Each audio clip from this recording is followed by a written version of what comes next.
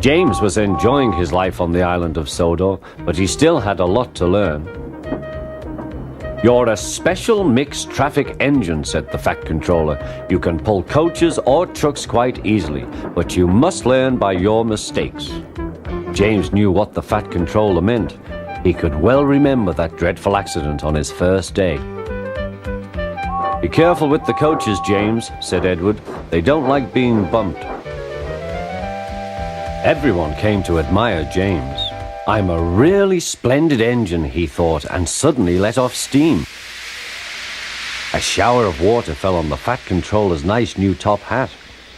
Just then the guard blew his whistle, and James thought they had better go. Go on," he puffed to Edward. Don't push," replied Edward. The coaches were grumbling too. Don't go so fast! But James didn't listen.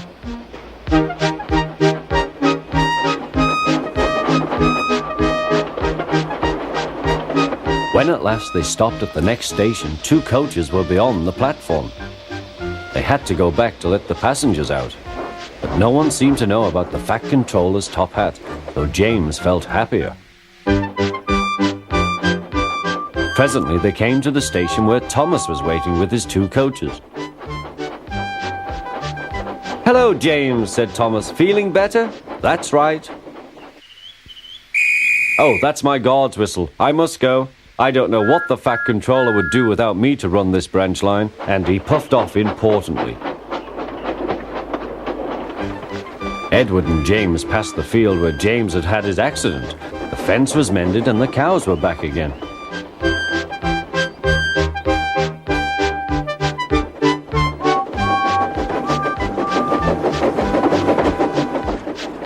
They ended their journey and rested before setting off for home.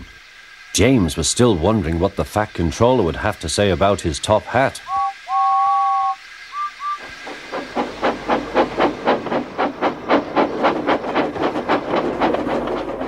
Next morning, the Fat Controller spoke severely to him. "If you can't behave, I shall take away your red coat and have you painted blue." James didn't like that at all. He was very rough with the grumbling coaches as he brought them to the platform. "Don't talk, come on," he called to them. "Gordon never has to fetch his own coaches," he thought to himself, "and he's only painted blue." To make James even more cross, this time no one came near him. "I'll show them," he thought. "They think Gordon is the only engine who can pull coaches."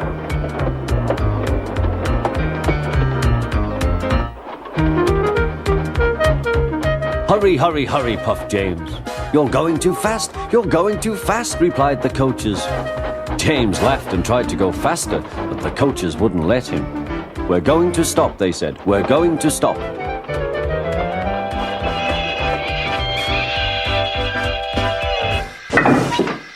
"What's the matter?" James asked his driver. "The brakes are hard on. Leak in the pipe, most likely. You've banged the coaches enough to make a leak in anything." "How shall we mend it?" said the guard. "We'll do it with newspaper and a leather bootlace," replied the driver. "Well, where is the bootlace coming from?" asked the guard. "Ask the passengers," said the driver. "You have a leather bootlace there, I see, sir," said the guard to a smartly dressed man. "Please give it to me." "I won't," said the man. "Then," said the guard, "I'm afraid the train will just stop where it is." The passengers all said what a bad railway it was. Then they told the man how bad he was instead. Everyone was very cross. At last he handed his laces over. The driver tied a pad of newspaper tightly round the hole in the brake pipe, and James was able to pull the train.